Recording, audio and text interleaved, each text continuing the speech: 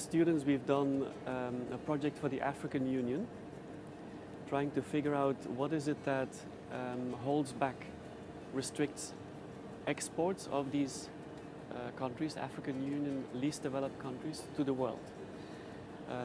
Because it's one of the big problems of the system that least developed countries are not participating or not benefiting from the system. So in that project we used economic data from the Global Trade Alert website, which has all the measures enacted by countries, and we try to distill from that database the measures, the trade restrictive measures affecting African least developed countries. So we found, first of all, that least developed countries predominantly still export commodities. So there's no trade restrictions on this, but the economy is very, not really diversified. So it's not diversifying, so they are not really engaging enough in agriculture, industrial exports.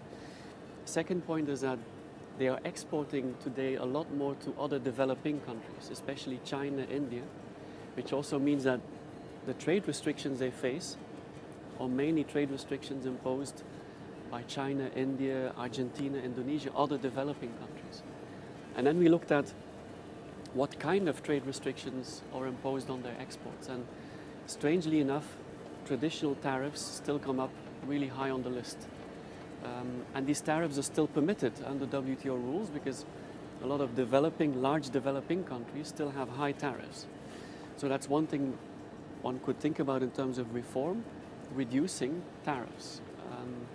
The other thing that comes up high on the list is countries are subsidizing their exports, and that is hurting least developed countries.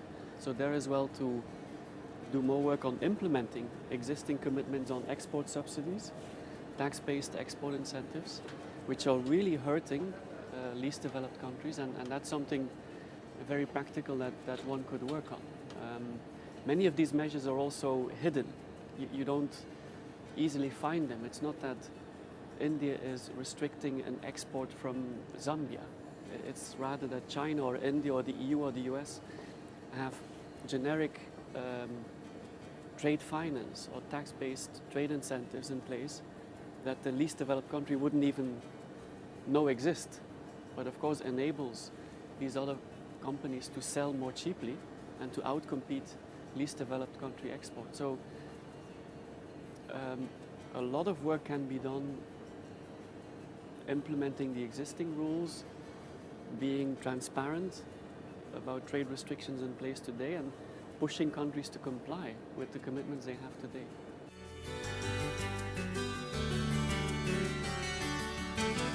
The illegal or illicit trade, it's actually a topic that not many people discuss in Geneva or in academic research, yet I think it's a huge issue. So what are we talking about? We're talking about many different things. It could be counterfeit medicines, it could be illegally harvested timber, wood in particular countries. So all of that we know, and I think there's some rules on this. But the new big thing is using trade to launder money. So in Latin America, there's really big issues about so-called trade-based money laundering. So the financial system, the banking world, is heavily regulated, and lots of monitoring is taking place to prevent money laundering. So you can't easily wire corruption money or bribes or drug money back into the country. Instead, what are criminals doing? They are using physical goods, so textiles, and they buy them and they officially declare them at very low prices, and then they sell them at the real price in the country of origin, basically to launder money.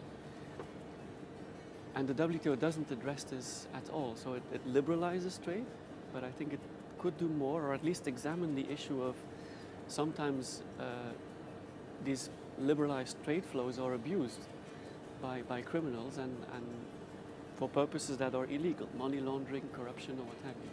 And that's something I think especially Colombia, a number of other Latin American countries really want to put this high on the agenda, and it's a very interesting topic.